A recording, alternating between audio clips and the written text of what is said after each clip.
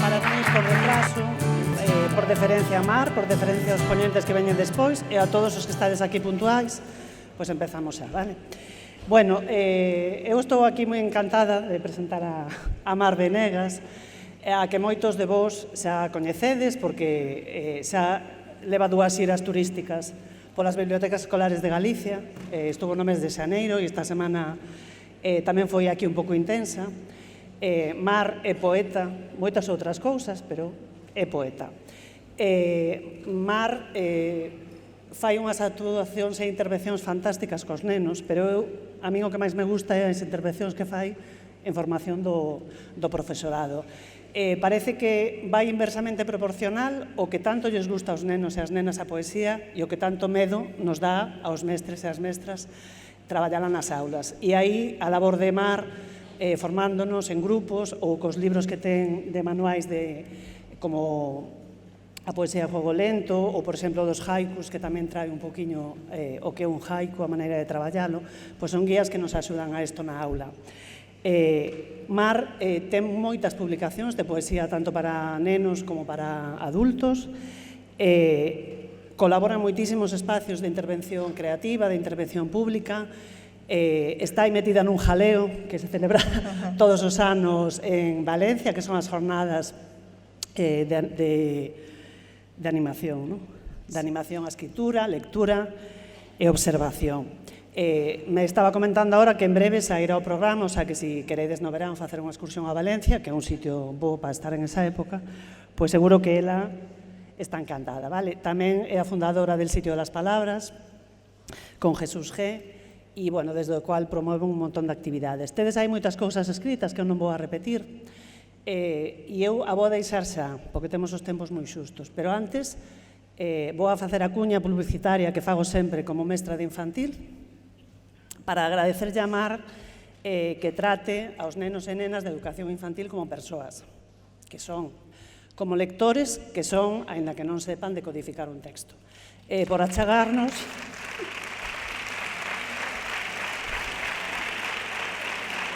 Los fans infantiles. E por achegarnos aos nenos, ás nenas e aos mestres de educación infantil textos serios, rigurosos, non exentos de humor e de ironía que axuden a chegarnos a poesía desde o primeiro momento, que é o que ten que ser. E xa vos deixo con ela. Gracias.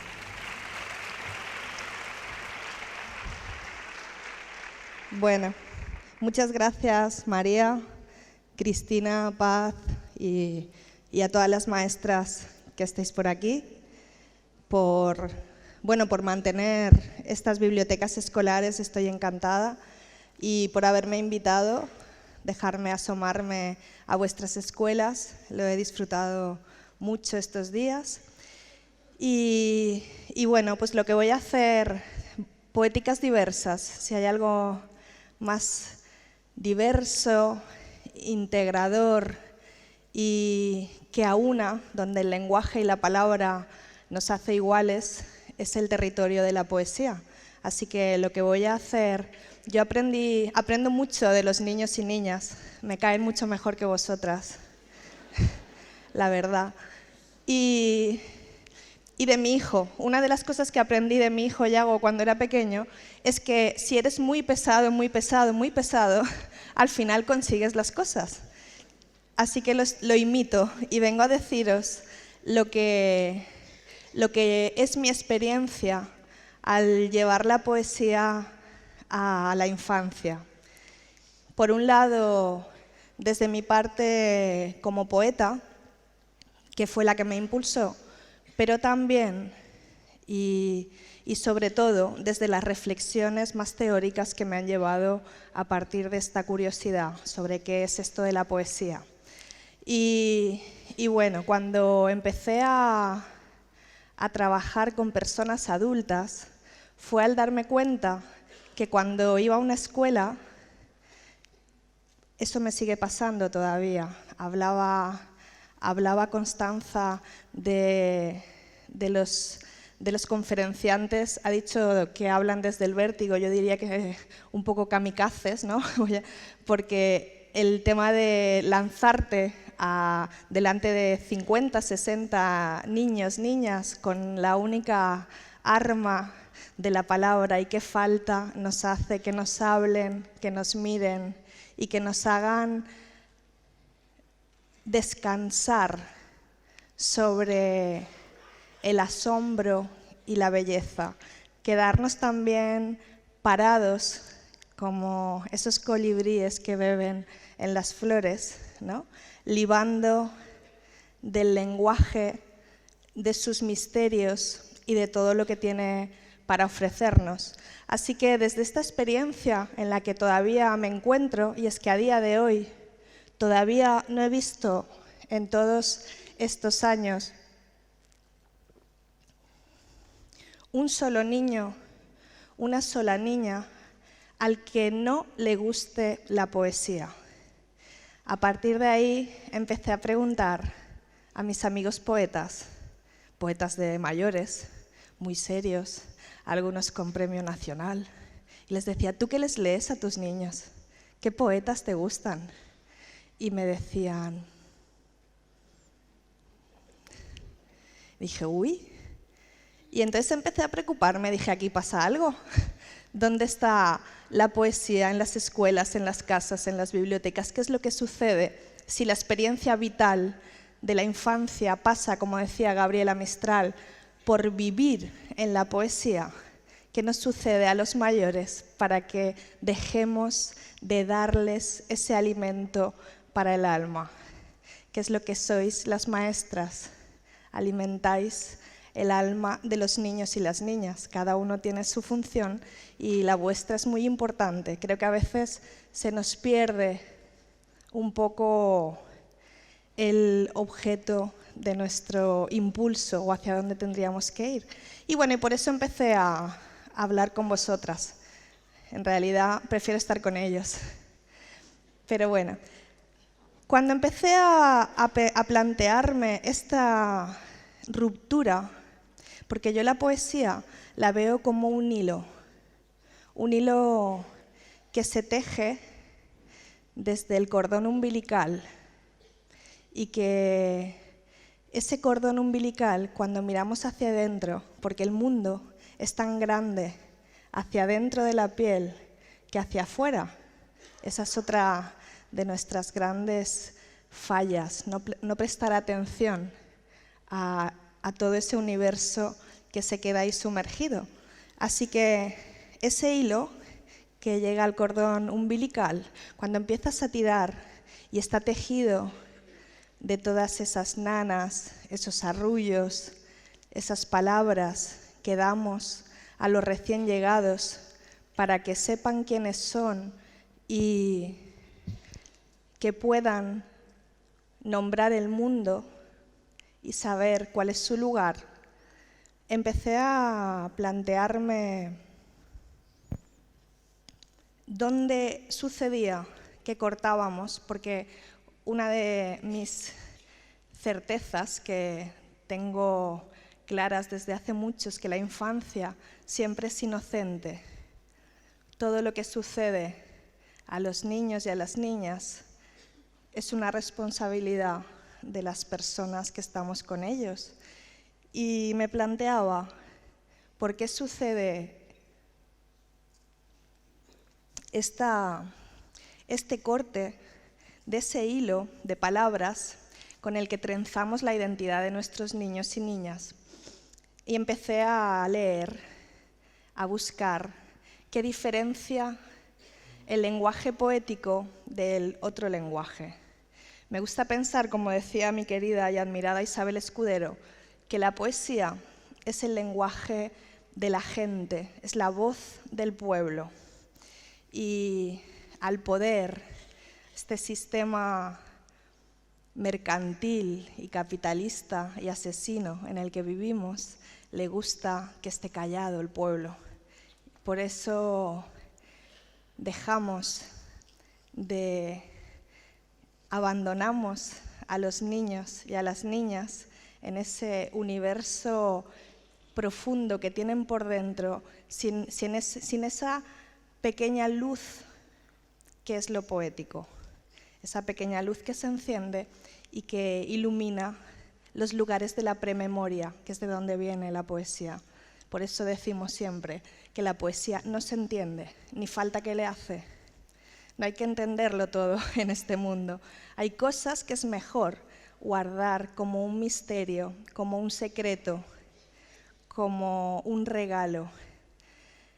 Y empecé a buscar en qué momento cortamos ese hilo y tirando del hilo, pues llegué a un espacio en el que todavía no era necesaria la palabra, un lugar en el que todavía somos peces, cuando estamos en el vientre de nuestra madre y el elemento en el que nos desenvolvemos es el agua. En ese lugar en el que nada se necesita, lo que escuchamos es el primer poema que nos va a acompañar durante toda la vida.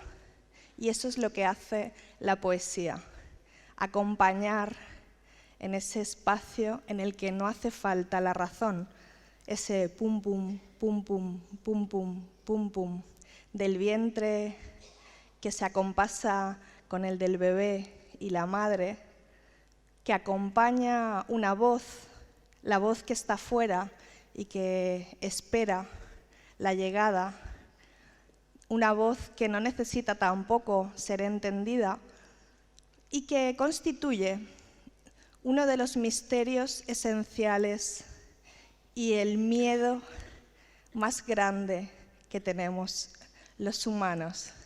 Es el momento en el que ese ritmo, ese poema, dejará de sonar y nos quedaremos otra vez solos, igual que venimos al mundo desde la soledad primera, y cuando empieza a sonar esa rima, que es la que nos dice exactamente que estamos aquí y que no estamos solos, ¿no? Ese sería el miedo esencial al que viene a rescatar la poesía.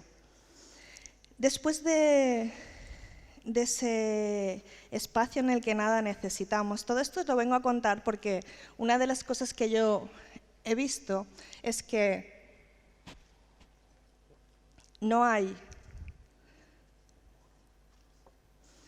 una accesoriedad en lo poético. Yo intenté buscarle esos términos que tanto nos gustan ahora, ¿no? Que el lenguaje empresarial se ha colado en las escuelas, en las reflexiones pedagógicas, ¿no? Eso de los estándares y ¿no? Todas esas cosas que os vuelven locas. Y decía yo, pues bueno, si a lo mejor busco de qué manera la poesía puede alimentar todas estas cosas, pero resulta que la realidad es que lo que yo he visto es que no es accesorio. Lo poético no es una herramienta. Lo poético forma parte de la infancia y de la formación del pensamiento, de la comunicación, de la identidad propia y de la colectiva, y sobre todo ofrece un paralelismo que es muy impresionante cuando lo analizas con profundidad, porque resulta que todo eso que hacemos los poetas, los creadores, los que escribimos ficción, es intentar regresar a los primeros 6 años de vida, que son los 6 años creadores en el que el mundo se transforma a través del lenguaje, y eso es lo que buscamos. Recursos como la personificación, el animismo, el juego simbólico, esas obras de teatro que luego llevábamos a los escenarios y que nacen cuando el niño o la niña tiene 3, 4 años. No es por tanto un accesorio. Cuando el bebé es expulsado de ese lugar en el que nada necesita, cae a la tierra. Pasamos de dominar el agua a mover los brazos y las piernas como lagartijas. Caemos a un elemento que además es hostil. Somos una especie débil que necesita del otro para sobrevivir, sobre todo esos 2 primeros años de vida. Como especie, necesitamos que nuestros bebés, nuestros cachorros, aprendan a comunicarse, porque no tenemos otra capacidad. No tenemos una capacidad extraordinaria, no tenemos garras, no tenemos alas, no tenemos la piel dura. Somos bastante inútiles como especie. No podríamos haber llegado hasta aquí si no fuera por esa magia que es el lenguaje, que es la palabra y que es la que construye, como decía el filósofo, el pensamiento. Los límites de mi mundo son los límites de mi lenguaje. Y así que nos afanamos en que nuestros cachorros aprendan a comunicarse. Y bajamos y les decimos: 5 lobitos tiene la loba, 5 lobitos detrás de la escoba.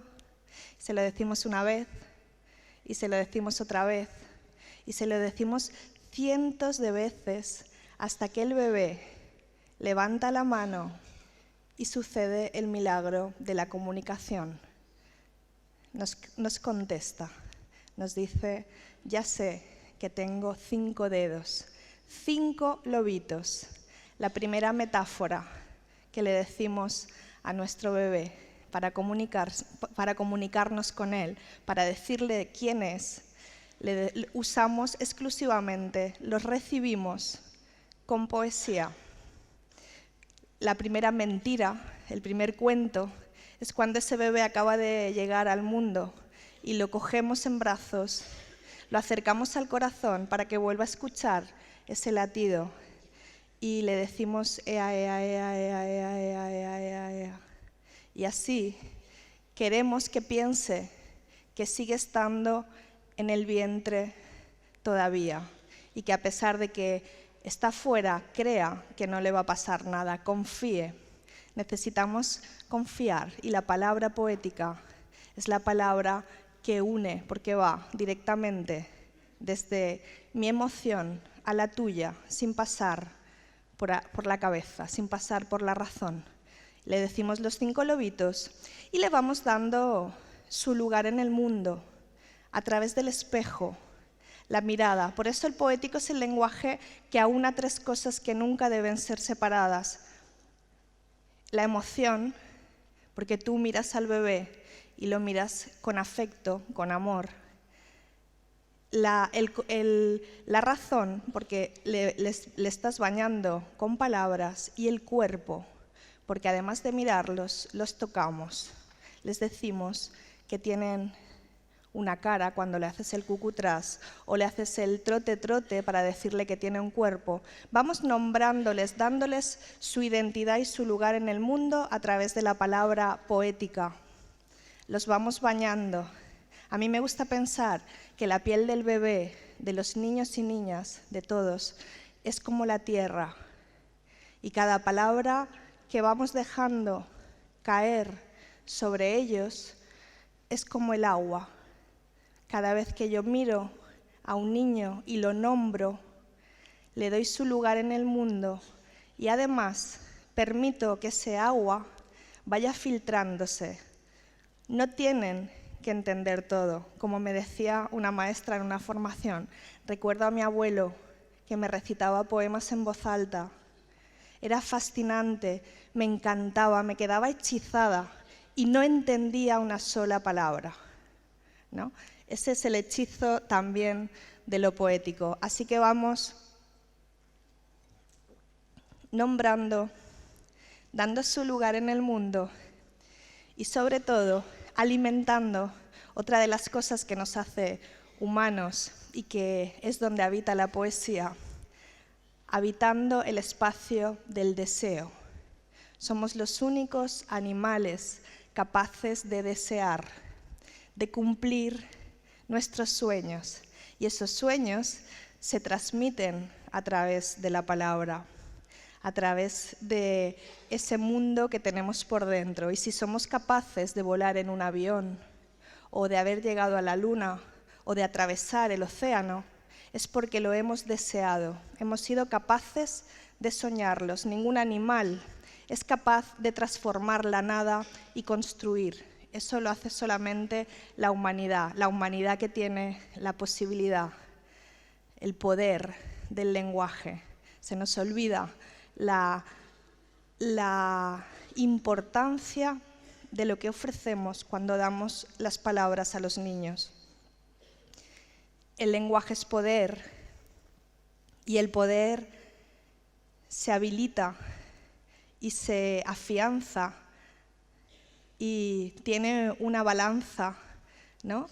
El poder con el que podemos hacer que un niño o una niña sea capaz de desear, de soñar y de volar, o el poder de destruir a una persona solamente con las palabras. Si tú a un bebé le dices, a un niño, cada día que no sirve para nada, va a terminar asumiéndolo, porque el lenguaje está unido invariablemente a lo emocional, a ese lugar de la prememoria, lo que los psicólogos llaman, y los psicoanalistas, el inconsciente. Y ahí es donde habita el poema, esa capacidad de desear, que es la que nos mueve y que mueve a ese bebé que de pronto, una vez aprendido a comunicarse, por el puro goce de escucharse, comienza gugu, gugu, gugu, gugu, y un día sabe que esa voz es la suya y le da tal alegría, es tal la algarabía y la felicidad de saber que es él el que produce ese sonido, que lo repite, lo repite, lo repite hasta que consigue elaborar las primeras palabras. Y con este nuevo hito se da la conquista del siguiente elemento, que es el aire, porque la palabra necesita del aire para ser nombrada. Y coincide cuando el bebé se incorpora, se levanta y necesita también conquistar el aire, se convierte de pez, lagartija y pájaro. Ese pájaro que de pronto, trinando en la rama del árbol, comienza a comunicarse con aquello que ve, con lo hermoso que le rodea, y necesita salir a investigar. Y ahí se da otro maravilloso milagro, que es cuando de pronto sería la fase preoperacional, esa fase hasta los 7 años en que los niños y las niñas son todos poetas, el pensamiento sincrético con el que se explican el mundo, pues se da en los primeros momentos cuando el niño ve una silla y la nombra, dice silla, la fase egocéntrica que decía Piaget, los pequeños dioses que construyen el mundo a través de la palabra, silla. Y esa palabra ocupa todo el mundo del niño en ese momento. La silla es lo único que le importa. Ojalá fuésemos capaces de volver a ese lugar, ¿no?, en el que somos capaces de ocupar todo el universo a través de nuestro propio interés. Eso que decía el otro filósofo, que no hay nada más serio que un niño jugando, ¿no? Pues de eso se trata cuando el niño de pronto dice silla, la niña dice silla, y esa palabra ocupa el espacio, pero no solo, porque la palabra silla funciona como un elemento del primer pensamiento creativo, creador, que decía Bachelard, la imaginación creadora. Dice silla, y la silla puede ser una silla de madera, una silla de hierro, una silla de plástico, una silla roja. Todas las sillas del mundo van a ser nombradas con esa palabra. Es el primer pensamiento abstracto, el más rudimentario todavía. Pero es que después resulta que esa palabra silla no solo va a nombrar a las sillas que vamos a ver, sino también a las sillas que todavía no están. Es un acto de imaginación. Y ahí viene otra vez la poesía, con toda su fuerza y su poder. Cuando la niña, el niño dice, caballo y la silla se transforma en un caballo. Esa es la metáfora pura, donde queremos todos los poetas llegar cuando escribimos un verso, a que el que lee no vea la silla que hay tras ella, sino el caballo que yo estoy nombrando. Esa metáfora es un elemento poético que construye el pensamiento con el que los niños, las niñas van a explicarse el mundo. Ese pensamiento que hace que mi hijo, cuando era pequeño, le decía: no te voy a comprar nada más. Claro, estaba siempre pidiendo. Y entonces él me decía: pues mamá, vamos a esa pared que escupe los billetes. Ese es el pensamiento sincrético, la base del pensamiento mágico, el pensamiento primitivo. Igual que decía: mamá, ¿quién ha pintado el cielo en el atardecer? ¿No? Porque se explican el mundo con los pocos elementos que tienen. Mamá, enciende el sol. ¿Dónde está el interruptor que enciende el sol cuando se hace de noche? Y ese pensamiento que nace casi en el hipotálamo, que es un pensamiento muy primitivo, que parece algo baladí, porque pareciera que todo lo que es para niños es baladí. Los que nos dedicamos a la literatura infantil lo sufrimos en nuestras propias carnes. No se da importancia a lo que es, no se valora a los que estáis educando, a los que estáis alimentando el alma de los niños y las niñas, que son personas que van a crecer con unas carencias o con unas abundancias según los miremos y les digamos, ¿no? No se valora todo lo que es para la infancia.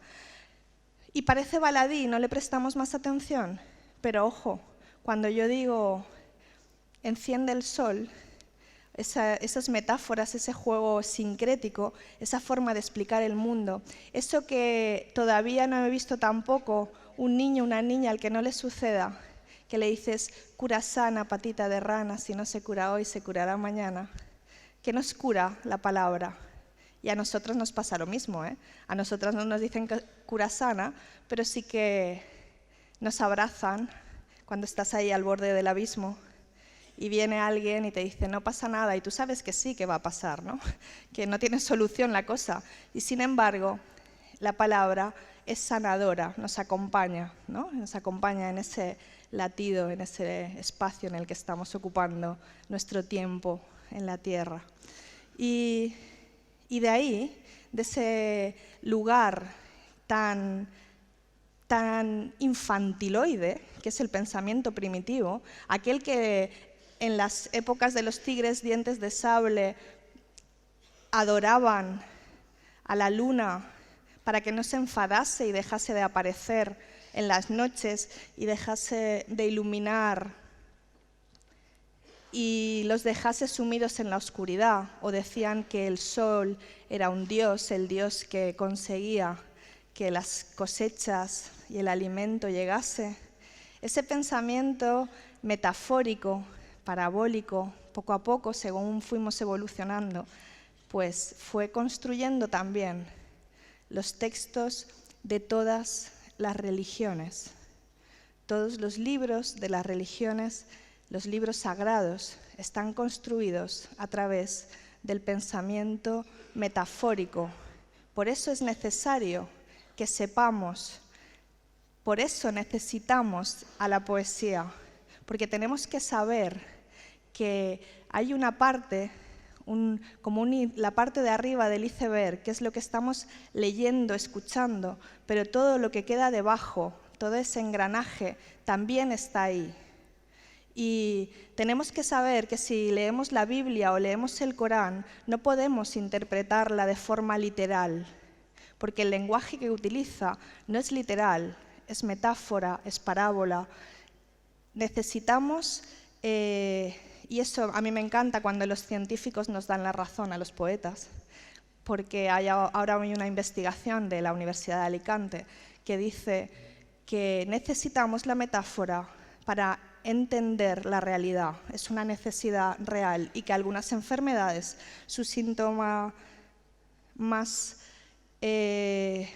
más evidente es precisamente que no son capaces de interpretar estos recursos.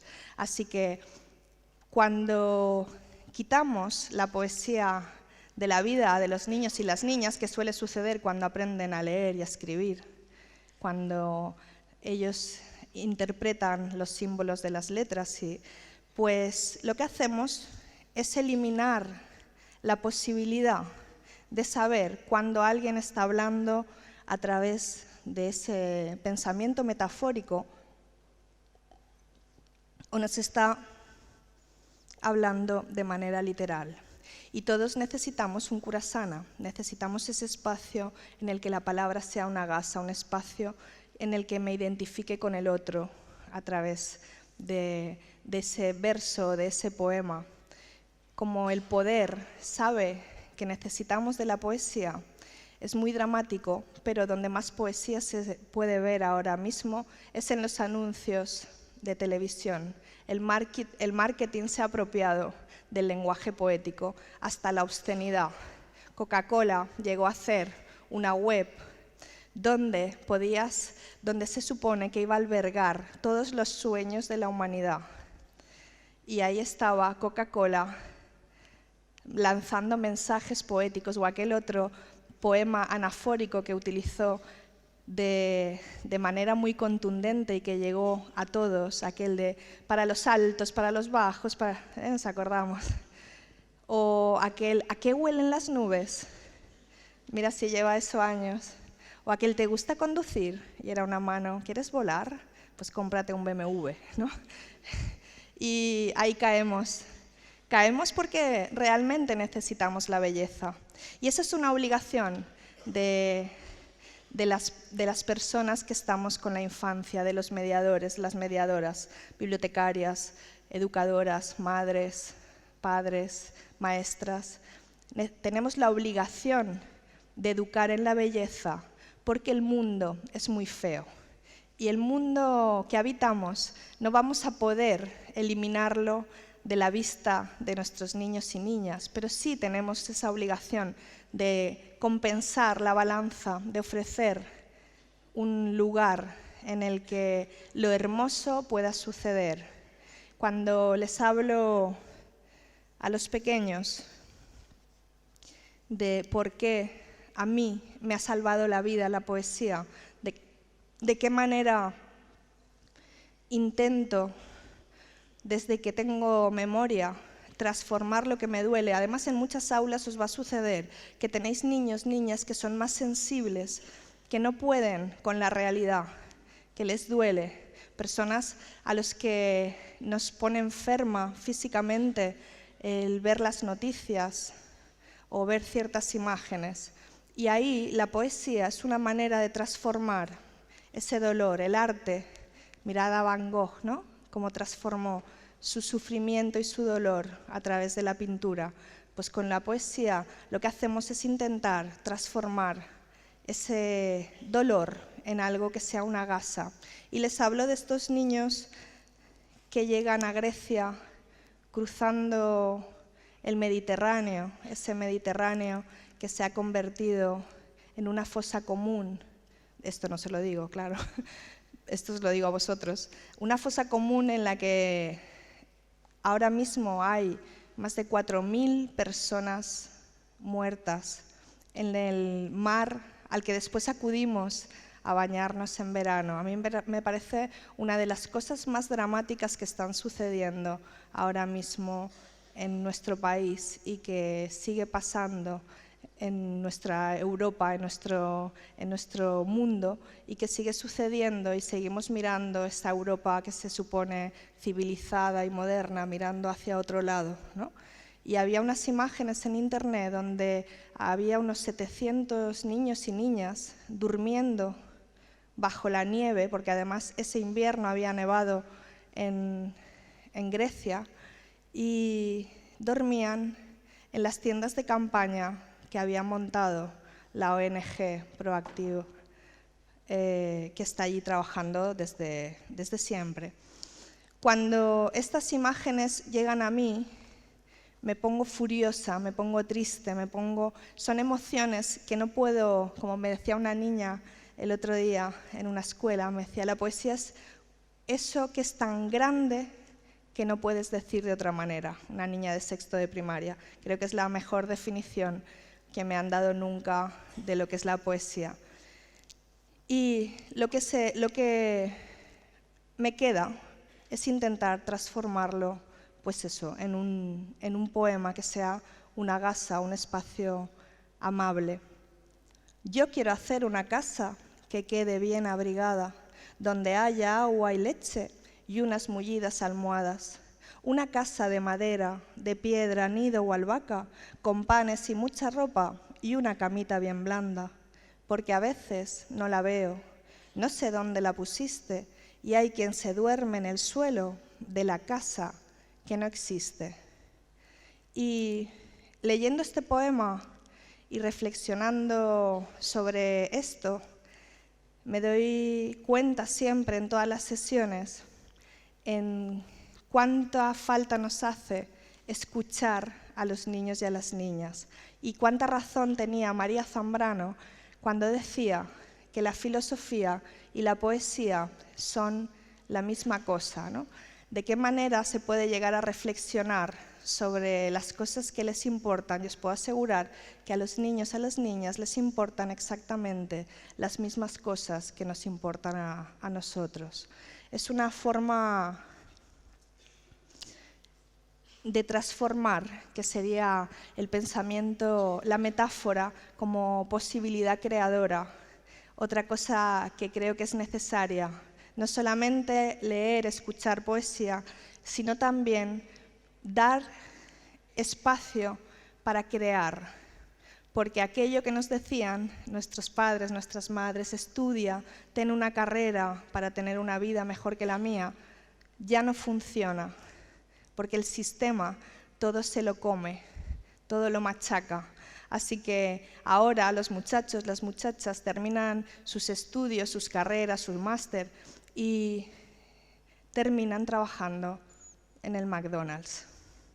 ¿Por qué? ¿Por qué sucede esto? Pues yo creo, en mi experiencia y desde mi humilde opinión, que la creatividad se castiga. Y el lenguaje poético es el lenguaje creador. Jugar a crear, como decía Rodari, todas las palabras para todas las personas, no para que todas sean artistas, sino para que nadie sea esclavo. Es decir, que tengamos la posibilidad, esto también nos han dado la razón los científicos, de que es a través del lenguaje y de la palabra que somos capaces de transformar la realidad, del lenguaje creador. Así que no solamente se trata de escuchar, sino también de jugar. No solo es ese lugar de ocupar la belleza, de quedarnos en el asombro, sino también ese acompañamiento en cada momento vital de los niños y las niñas. Yo cuando voy a las escuelas veo que todavía, y a pesar nuestro, las niñas siguen jugando a las palmas, siguen jugando a los corros, se apropian de la realidad a través de lo poético. Tanto es así y tanto les interesa que como no les hablamos suficiente del mundo desde ese lenguaje poético o no, simplemente nos quedamos imbuidos en esas rutinas y ellos escuchan lo que sucede y de pronto vas a una escuela y oyes a los niños canturrear que empiece ya, que Donald Trump se va, Obama se marea y Puigdemont se mea. Y así ellos, como siempre, como decía Isabel Escudero, la voz del pueblo habla, es la forma en que necesitamos espacios de subversión, porque también tenemos que ofrecer una válvula de escape donde el juego y la realidad se entremezclan y puede suceder cualquier cosa. Y las niñas cantan, mi madre me pega con una botella, yo le pego a ella. Y no quiere decir que luego vayan a ir a su casa y le vayan a dar a su madre, sino que muchas veces realmente les gustaría darnos con una botella porque somos unas pesadas, ¿no? Eso sucede y me sucede muchísimo. Ese espacio de subversión y de libertad cuando abro este libro y les digo, creo que este libro por lo que más os gusta es porque tiene unos conjuros para convertir a los profes en bichos. Y entonces ellos se levantan de la silla, ¡sí, sí! Y cuando empezamos, hay 2 versos sobre todo, que son los que más les gustan, que dicen, historia y geografía, y ellos hacen el eco, las va a estudiar tu tía. Y cuando digo este pareado, se levantan y os miran y os dicen todo eso que les encantaría deciros. Y sucede en un espacio donde todo puede suceder, donde no pasa nada, porque tenemos a los niños, a las niñas, cada vez antes metidos en la rueda de la productividad, haciendo cosas que tengan un elemento, una respuesta en el sistema. Y así que cuando yo convoco un recital en una biblioteca pública, desgraciadamente, a partir de los 8 o 9 años, ya no vienen los niños a escuchar poesía, porque están ocupadísimos haciendo los deberes, haciendo el repaso, haciendo música, deporte, y tienen unas jornadas laborales que son más largas que las nuestras. La poesía que no se inclina ante nadie, que es un espacio libre, no sirve a ningún utilitarismo. Como decía Mistral, los niños saben cuando alguien quiere darles pájaro de barro o lagartija muerta. Cuando intentamos colarles esos poemas que hemos escrito para que aprendan esto, para que hagan lo otro, que ahora está tan de moda, desgraciadamente, en los libros para niños y niñas, ¿no? Esos libros de receta, los rechazan. Cuando establecemos ese pacto de lo poético, ese que ellos hacen en los patios cuando no los miramos y no los escuchamos, esas palabras que no pronunciarán delante de nosotros, es un espacio necesario, una válvula de escape. Y la poesía no solamente acompaña en la evolución del propio desarrollo de la mente de los niños y las niñas, sino que además ofrece una salida a todas esas emociones que no pueden gestionar de otra manera, a eso que no entienden. Y la poesía tiene una función básica que es iluminar lo simbólico. Nos vamos a morir de tanta literalidad. Tenemos de verdad una carencia muy grande de símbolos, de metáforas, de todo ese lenguaje que habla a nuestra prememoria. Y yo eso lo he visto directamente, por ejemplo, ayer mismo en la escuela, a ver que no meta la pata, Emilia Pardo Bazán, que estará por ahí Diego, cuando terminé, una de las niñas que estaba delante de mí, acabamos 45 o 50 minutos de recital y se vino y me abrazó. Y estuvo abrazada a mí un buen rato. Eso es algo espontáneo, que sucede lo mismo que cuando termino. Estoy 50 minutos recitando y lo que me dicen es, por favor, sigue, porque hay una conexión entre lo poético, lo simbólico y la infancia que es totalmente perdurable, que va muy por encima de lo que nosotras, las personas adultas, pensamos. Me ha sucedido muchas cosas maravillosas recitando poesía a los niños y a las niñas, pero en algunas he podido ver con mucha claridad esto que os estoy comentando. A lo bestia es un libro gamberro, se lo escribí a mi hijo porque me preguntaba qué estaba escribiendo y yo le leía mis poemas y me decía, mamá, no entiendo nada. Y entonces escribí, un día nos fuimos al horno, me encontré con mi amiga Elisa y estuvimos 45 minutos hablando y Yago, mamá, mamá, mamá, tendría entonces 7 años. Y cuando salimos me dijo, mamá, eres una cotorra. Y de ahí nació el poema La madre cotorra. Todos los niños y niñas tienen una madre cotorra, un padre también, o cuando pasamos y llegamos, eso que sucede el fin de semana, cuando el papá se sienta a ver la tele, me dice, no, esa es mi madre. Y empieza a temblar la casa y se escucha. Y tenemos ahí al padre jabalí, ¿no? Sí, sí, mi abuela o mi madre, no nos libramos. Pero después llegamos al abuelo tortuga. Mi abuelito ya es tortuga. Él tenía muchos años, caminaba muy despacio, no quería hacerse daño. Un martes se cansó tanto que ya no quiso seguir. Vino la muerte ese día a llevárselo de aquí. Cogiéndolo con cuidado, la muerte lo llevó al mar. Yo siempre llevo mis gafas por si lo puedo encontrar, y en la orilla de la playa le hago un castillo de arena. Quiero que tenga mi abuelo en el mar su casa nueva. Cuando recito este poema, normalmente los mayores, los de quinto, los de sexto, aplauden, o se hace un silencio, o dicen qué bonito.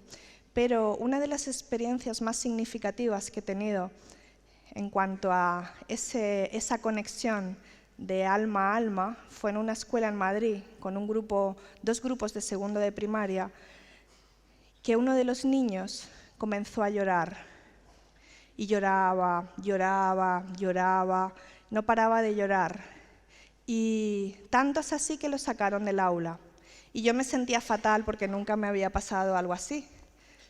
A veces en Alicante una niña me abrazaba y me decía, me has hecho llorar y reír a la vez, que es una de las cosas más bonitas que me han dicho, ¿no? Emociones dentro de lo, digamos, lo controlable. Pero este niño estaba totalmente como si hubiéramos abierto una compuerta de pronto.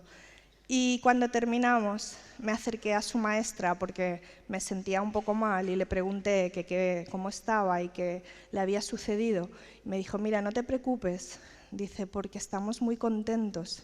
Hace 3 meses murió su abuelo y su abuelo era el que lo traía cada día a la escuela y el que se quedaba con él hasta que su madre volvía de trabajar. Y llevábamos 3 meses visitando a la psicóloga de la escuela porque se había quedado en shock. No había conseguido soltar una sola lágrima. Y ese día el abuelo tortuga hizo su camino. Llegó hasta donde tenía que llegar y efectivamente se abrió esa compuerta. Eso no es racional, no se puede prever ni plantear previamente, ni puedes intentar que suceda. La poesía sucede como un acto fortuito y tiemblas todo porque ese alma que escribió ese poema estaba hablando justo a tu alma, ¿no? Y sucede, y lo puedes ver cuando se acerca, cuando la poesía está a la mano, cerca de la infancia. A mí me gustaría, ¿tengo unos minutitos más? No. Lo siento. Quería que no acabásemos tan tristes, porque bueno, quería un poquito de alegría y que recitáramos juntos, pero no nos da tiempo. En realidad es que me enrollo mucho. Espero que os haya servido y que os haya gustado y hasta la próxima.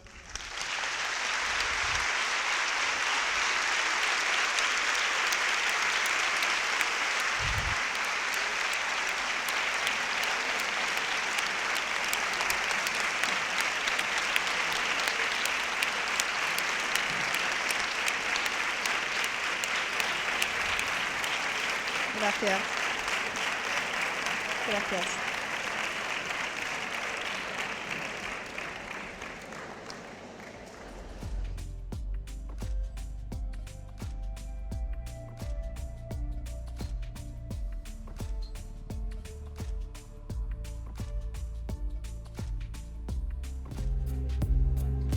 Ben, imos